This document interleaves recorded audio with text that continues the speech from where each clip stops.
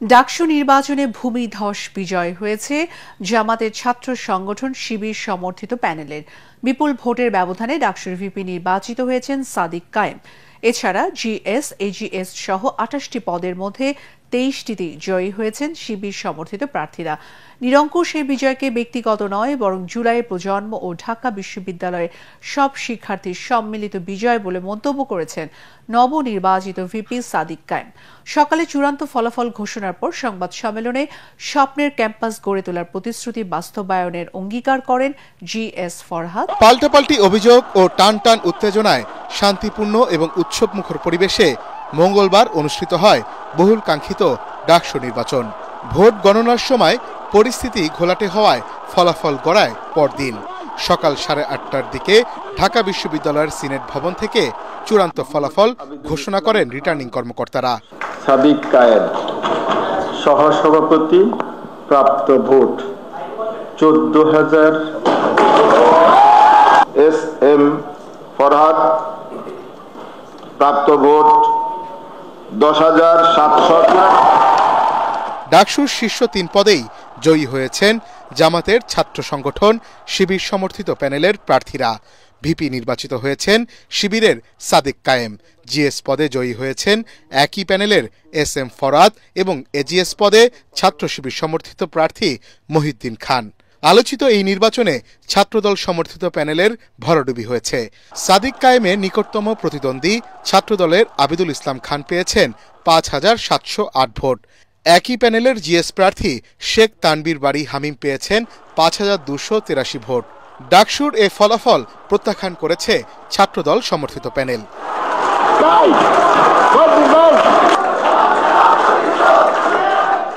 এদিকে নির্বাচনে বাকি হেভিওয়েট প্রার্থীদেরও ভরাডুবি হয়েছে। ভিপি প্রার্থী শামীম হোসেন ভোট পেয়েছেন 3,883টি, উমামা ফাতেমা পেয়েছেন 3,389টি আর 1,103টি ভোট পেয়েছেন আব্দুল কাদের। জিএস পদে 4,949টি ভোট পেয়ে তৃতীয় হয়েছেন প্রতিরোধ পর্ষদের মেঘমল্লার বসু। একই পদে গণতান্ত্রিক ছাত্র সংসদের আবু বাকের মজুমদার পেয়েছেন 2,131টি ভোট।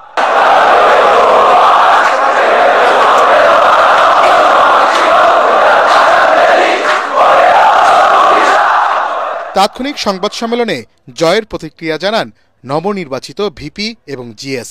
এ সময় তারা ঢাকা বিশ্ববিদ্যালয়কে একটি পূর্ণাঙ্গ একাডেমিক ইনস্টিটিউট হিসেবে গড়ে তোলার প্রতিশ্রুতি দেন। ধর্ম, মত, পদ নির্বিশেষে সবাইকে নিয়ে একটি মাল্টিকালচারাল ক্যাম্পাস বিনির্মাণে কাজ করার কথাও জানান শিবির সমর্থিত এই ছাত্র নেতারা। জয় অথবা পরাজয়ের কিছু নেই।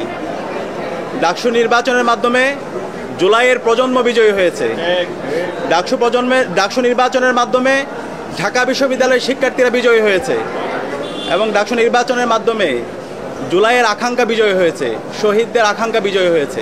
সব কিছুর ঊর্ধ্বে এসে সব কিছু ভুলে যেয়ে ঢাকা বিশ্ববিদ্যালয়ের সকল শিক্ষার্থীকে ধারণ করে, সকল শিক্ষার্থীর ভাই হয়ে কিংবা সকল শিক্ষার্থীর প্রতিনিধি হয়ে, সকল শিক্ষার্থীর সহযোদ্ধা হয়ে আমরা আমাদের তাদের ভয়েসগুলো রেজ করতে চাই, তাদের সাথে কাজ করতে চাই। সকল শিক্ষার্থীরা আমাদের পরামর্শক হিসেবে ভূমিকা রাখবে, আমাদের পর্যালোচনা দিবে, আমাদেরকে ভুল ধরিয়ে দিবে, আমাদের পথ চলাতে সহযোগিতা করবে। আমরা ভুল পথে গেলে সেই পথে আমাদেরকে আটকাবে। ডাকসুর এই বিজয়ে তাৎক্ষণিক প্রতিক্রিয়ায় কেন্দ্রীয় ইসলামী ছাত্র শিবির সভাপতি জাহিদুল ইসলাম জানান, শিক্ষার্থীদের দেয়া অঙ্গীকারগুলো বাস্তবায়নের মাধ্যমেই এই বিজয়ের পূর্ণতা আসবে। এই চাহিদাগুলো এবং এই প্রতিজ্ঞাগুলো ইশতেহার যখন বাস্তবায়িত হবে তখনই আমাদের এই বিজয়টা পূর্ণতা লাভ করবে। এবং ইসলামী ছাত্র শিবিরের পক্ষ থেকে পাশাপাশি আমাদের প্যানেলের প্রত্যেকের পক্ষ থেকে আমি এই নিশ্চয়তা দিচ্ছি যে তারা সবাইকে সাথে নিয়ে কাজ করবে ইনশাআল্লাহ। ডাকসুর 12টি সম্পাদক পদের মধ্যে 9টিতেই জয় পেয়েছে শিবির সমর্থিত প্যানেল। ডাকসু নির্বাচনে ভূমিধস বিজয়ে নতুন ইতিহাস গড়ল ছাত্র শিবির সমর্থিত প্যানেল। এই বিজয়কে জুলাই প্রজন্মের জয় বলে আখ্যা দিয়েছেন নির্বাচিতরা। শিক্ষার্থীদের সমস্যার সমাধান এবং ইশতেহারের প্রতিটি প্রতিশ্রুতি বাস্তবায়নে বদ্ধপরিকর বিজয়ীরা।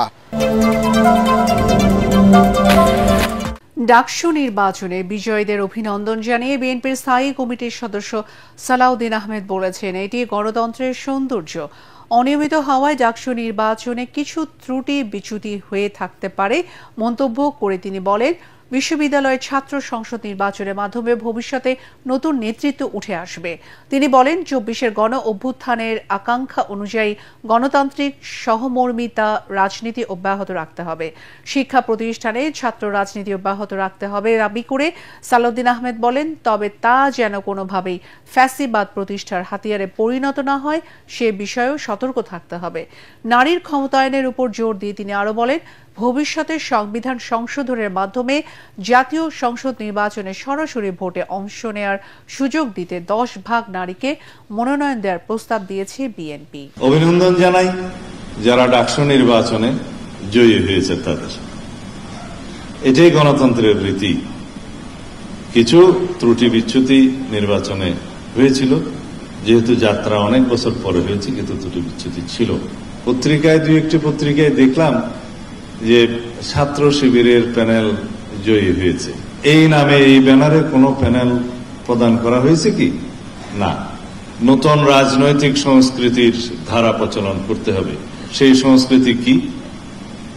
গণতান্ত্রিক সংস্কৃতি, সহনশীলতার সংস্কৃতি, সহমর্মিতার সংস্কৃতি। এবং সহনশীলতা সহমর্মিতার মধ্য দিয়ে আমরা পরস্পর রাজনৈতিক দলসমূহের মধ্যে আমরা প্রতিযোগিতা করব, রাজনীতির চর্চা করব। ডাকসুতে ভোট উৎসব দেখার পর আগামীকাল জাকসু নির্বাচনে ভোট দেওয়ার অপেক্ষায় জাহাঙ্গীরনগর বিশ্ববিদ্যালয়ে প্রায় 12,000 শিক্ষার্থী। বহুল প্রতীক্ষিত এই নির্বাচনকে ঘিরে ক্যাম্পাস জুড়ে উৎসবের আমেজ।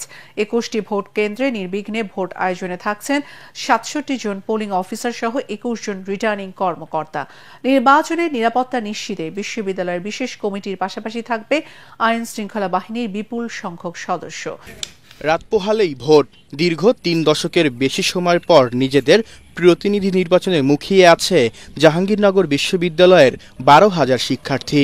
33 বছর পর বৃহস্পতিবার হতে যাওয়া জাহাঙ্গীরনগর বিশ্ববিদ্যালয় কেন্দ্রীয় শিক্ষার্থী সংসদ জাকসু নির্বাচনে এবার মোট ভোটার 11,897 জন।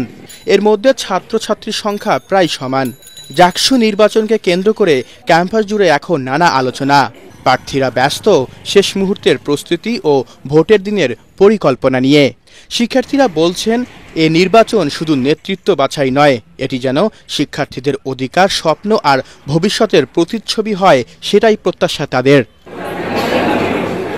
5 সদস্যের নির্বাচন কমিশন এরই মধ্যে প্রার্থীদের সঙ্গে একাধিক বৈঠকও করেছেন। তবে OMR পদ্ধতিতে ভোট গণনা ও অতিরিক্ত ব্যালটের বিষয়ে শঙ্কা প্রকাশ করেছেন প্রার্থীরা। জাকসু নির্বাচনে 25টি পদের বিপরীতে ছাত্রদল, ইসলামী ছাত্র শিবির সহ বিভিন্ন প্যানেলে হয়ে লড়ছেন 179 জন প্রার্থী। 21টি হল সংসদে প্রতিদ্বন্দ্বিতা করছেন 445 জন। কেন্দ্রীয় সংসদে ভিপি পদে 9 ও GS পদে লড়ছেন 8 জন প্রার্থী। আমরা চাই যে আমাদের শিক্ষার্থীরা একটি অংশগ্রহণমূলক নির্বাচনে অংশগ্রহণ করুক এবং সেখানে সকল সংগঠন বা সকল ধরনের সাধারণ শিক্ষার্থীরা যাতে নিষ্কলুষভাবে তাদের ভোটাধিকার প্রয়োগ করতে পারেন সেটাকে সুনিশ্চিত করতে চাই। জাকসুর প্রধান নির্বাচন কমিশনার অধ্যাপক ডক্টর মনিরুজ্জামান ও নির্বাচন কমিশনার সদস্য সচিব অধ্যাপক ডক্টর AKM রাশিদুল আলম বলেন, সকল প্রার্থীদের ডোপ টেস্ট বাধ্যতামূলক করা হলেও শতাধিক প্রার্থী এতে অংশ নেননি। নির্বাচন ব্যবস্থাকে সুদৃঢ় করতে হলে কয়েকটি পিলার আমাদের সুনিশ্চিত করা প্রয়োজন। একটি হচ্ছে নিরাপত্তার ব্যবস্থা, কোনো প্রকার অপশক্তি যেন সেখানে বাধাগ্রস্ত না করতে পারে নির্বাচন ব্যবস্থাকে। বহিরাগতরা বা সাবেক শিক্ষার্থীদের আজ ক্যাম্পাস ত্যাগ করার নির্দেশ দিয়েছে বিশ্ববিদ্যালয় কর্তৃপক্ষ।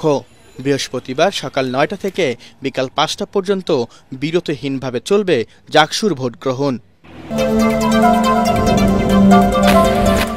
ভয়াবহ সহিংসতার পর এখনো থমথমে নেপাল। রাজধানী কাঠমান্ডু সহ গুরুত্বপূর্ণ এলাকায় টহল দিচ্ছে সেনাবাহিনী। যে কোনো অস্থিতিশীল কর্মকাণ্ড কঠোরভাবেই দমনের হুঁশিয়ারি দিয়েছেন সেনাপ্রধান। এদিকে বিক্ষোভকারীদের হামলার মুখে পদত্যাগ করা সাবেক প্রধানমন্ত্রী KP শর্মা ওলির বর্তমান অবস্থান এখনো অজানা। গত 2 দিনের অস্থিরতা ও সহিংসতার ঘটনায় এখনো শঙ্কিত নেপালিরা। বিক্ষোভ থামলেও কাঠমান্ডুর আকাশে এখনো ধোঁয়ার কুণ্ডলী। রাস্তায় ছড়িয়ে ছিটিয়ে রয়েছে পুড়ে যাওয়া গাড়ি ও টায়ারের অবশিষ্টাংশ। 2 দিনের ভয়াবহ সহিংসতার পর এখন থমথমে পরিস্থিতি নেপালের রাস্তাঘাট ও চারপাশে। রাজধানী কাঠমান্ডু সহ গুরুত্বপূর্ণ এলাকায় সতর্ক অবস্থানে টহল দিচ্ছে সেনাবাহিনী। কারফিউয়ের মধ্যে চলছে তল্লাশি। হিমালয় কন্যা খ্যাত শান্ত দেশটিতে হঠাৎ এমন অস্থিরতা আর সহিংসতায় স্তম্ভিত সাধারণ মানুষ। যদিও নতুন দিনের প্রত্যাশা তাদের কণ্ঠে। দেশ সম্ভবত একটি নতুন দিকে এগিয়ে যাচ্ছে। আমরা সাধারণ জনগণ আশা করি রাজনৈতিক দলগুলি এই সব কিছু থেকে একটি বড় শিক্ষা পেয়েছে। এটা বুঝতে পেরেছে যে দেশ এবং জনগণ সবকিছুর ঊর্ধ্বে। প্রধানমন্ত্রী কেপি শর্মা ওলির পদত্যাগের পরও পরিস্থিতি শান্ত না হওয়ায় গেল মঙ্গলবার রাতে আপৎকালীন নিরাপত্তার দায়িত্ব নেয় নেপালের সেনাবাহিনী। এরপরই জেনারেল জেড এর নেতৃত্বাধীন সেনাবাহিনী নিষেধাজ্ঞামূলক আদেশ এবং দেশব্যাপী কারফিউ জারি করে। দেশটির জনসংযোগ ও তথ্য অধিদপ্তর এক বিবৃতিতে জানায়, এসব আদেশ ও কারফিউ বুধবার বিকেল ৫টা পর্যন্ত চলবে। এরপর আবার বৃহস্পতিবার সকাল ৬টা থেকে শুরু হবে। ক্রমবর্ধমান নিরাপত্তা পরিস্থিতির ওপর নির্ভর করে পরবর্তী সিদ্ধান্ত নেওয়া হবে বলেও জানানো হয় বিবৃতিতে। এ পর্যন্ত লুটপাটে জড়িত সন্দেহে ২১ জন সন্দেহভাজনকে গ্রেপ্তার করেছে সেনাবাহিনী। দুর্নীতি ও সামাজিক যোগাযোগ মাধ্যমে নিষেধাজ্ঞার প্রতিবাদে শুরু হওয়া বিক্ষোভ থেকে রূপ নেয়া সহিংসতায় মঙ্গলবার পদত্যাগ করেন সাবেক প্রধানমন্ত্রী ও কমিউনিস্ট পার্টির নেতা কেপি শর্মা ওলি। তবে তার বর্তমান অবস্থান সম্পর্কে এখনও কিছু জানা যায়নি।